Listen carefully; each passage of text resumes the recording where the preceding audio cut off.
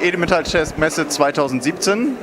Wir sind hier mit Chris Grove von Commerce Resources und wir wollen uns mal auf den neuesten Stand bringen lassen.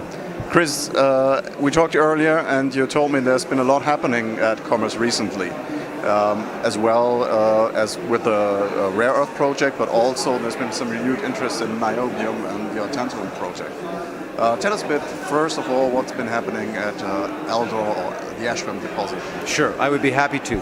In terms of our Ashram project, what we have seen recently is a significant increase in interest coming from international companies, including multi-billion-dollar German companies that have expressed a concern because of the rising prices and the increased demand for rare earth elements. We've seen these companies reach out to us in so much as they believe there may be future supply shortages for rare earth elements. So in terms of this interest coming into us, it's coming from potential partners, but it also is coming to us from two global mining engineering firms, one by the name of SNC-Lavalin, which is a Canadian company, and another one which was originally a South African company by the name of DRA Global. Okay. Both of these companies are global mining engineering firms that have essentially suggested they would look at potentially completing our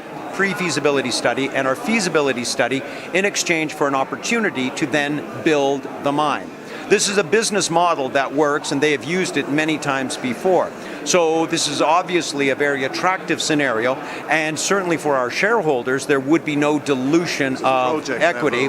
It's a project-level investment where essentially the mining engineering firms would do it through their own sweat equity internally in exchange for then again the opportunity to build the mine, which would ultimately be a contract which would be, I don't know, 10 times, maybe more, larger than their original investment. So it's a very solid business plan. So again, not only are we seeing interest from other industry players who need rare earth elements to execute their own respective business plans, either their processors or their manufacturers, magnet manufacturers most especially, but ultimately we're also seeing interest from these mining engineering firms. It's very interesting to hear.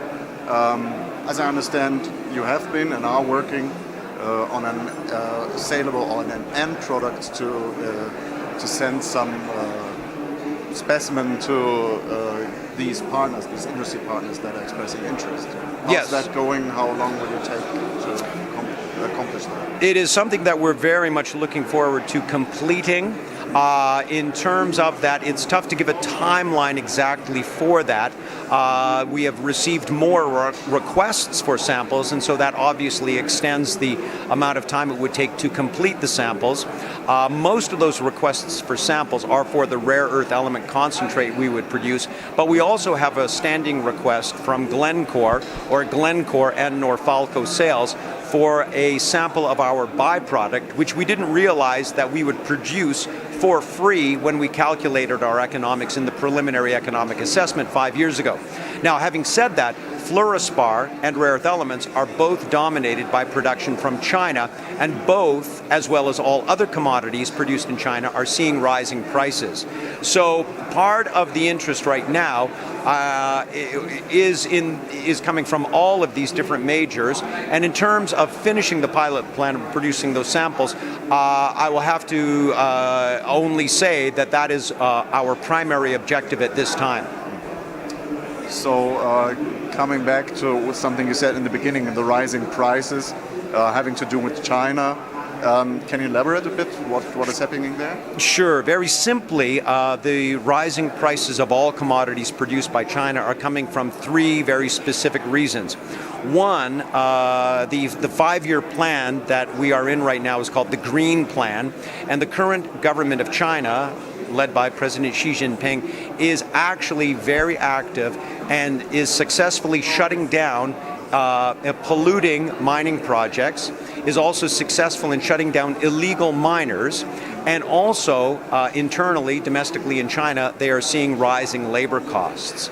You know, the Chinese government overall, and not just this current administration, but the previous administrations as well, they've been successful in taking literally hundreds of millions of people out of abject poverty.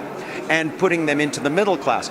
Ultimately, though, this creates more people who then want higher wages. So it's essentially, as we would say, it has created a very large hamster wheel, which is spinning faster and faster all the time in China, as the Chinese are trying to ramp up production for this burgeoning middle class and upper class as well. So rising labor costs, and the government is shutting down polluting projects and illegal miners. Very interesting, but now you said you've only also received renewed interest in your tantal project, tantal niobium project. We're going to come to this in a short while, but a question I wanted to ask is, how about the infrastructure? How about getting to the Elder project, to Ashram? Is there any developments there? Well, yes, there's a very exciting development, and what essentially it is that we have proposed a new road route to the Quebec government, which would actually benefit 7 mining projects. And so the previous road route didn't have as many mining projects along that route. This new road route has 7 mining projects and one that is being worked on by the world's largest gold producer, Barrick.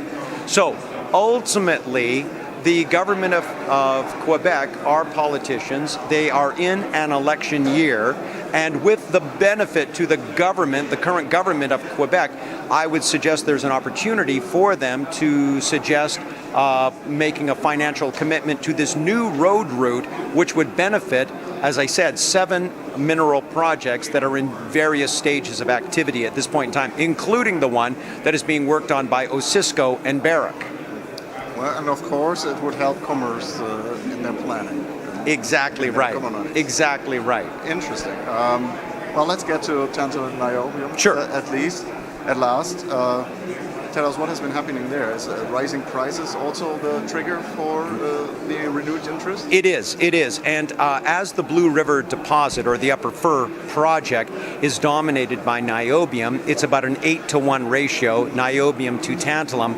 The niobium market is a huge market, and it has been growing about 8 to 9% compound annual growth rate.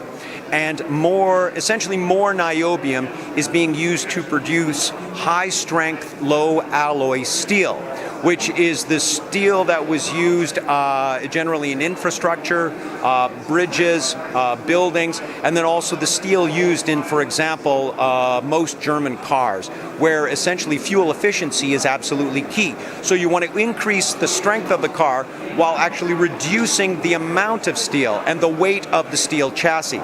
So niobium's price has been moving up. Now, in addition, one of the other things that may be a factor is one of the new battery recipes, the new design coming from Toshiba, which is a niobium titanium oxide battery.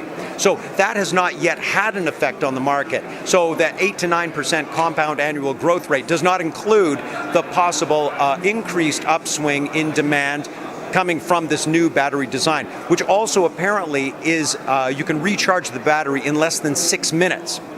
Having said that, yes, we are seeing more interest in our project in British Columbia, probably more for the niobium benefit, which is a resource of 200 million pounds of niobium right now. Oh, very interesting then. What are your next steps? What are you looking to do to bring that along? Well, next steps for both projects would be the same. We're certainly hopeful and optimistic that one of these mining engineering firms will find it attractive to work on one or both of our projects. Besides that, we are continuing to have meetings with potential joint venture partners.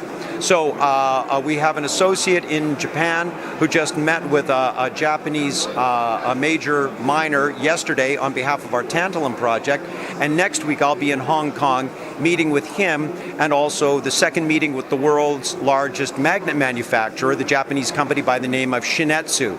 Most people think of Hitachi as the world's largest magnet manufacturer, but it's a Hitachi design that then is licensed to Shin-Etsu, and Shin-Etsu actually makes quite a bit more magnets than does Hitachi.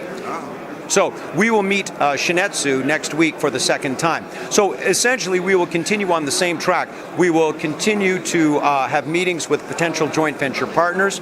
We will look forward to hopefully the government of Quebec exercising their warrant position, which would bring in about $1.5 million into the company. And we will continue to work on the pilot plant with an eye towards producing and delivering all of those samples that have been requested by global majors. We're certainly looking forward to hearing more from that. Excellent. Thank you so much. My pleasure.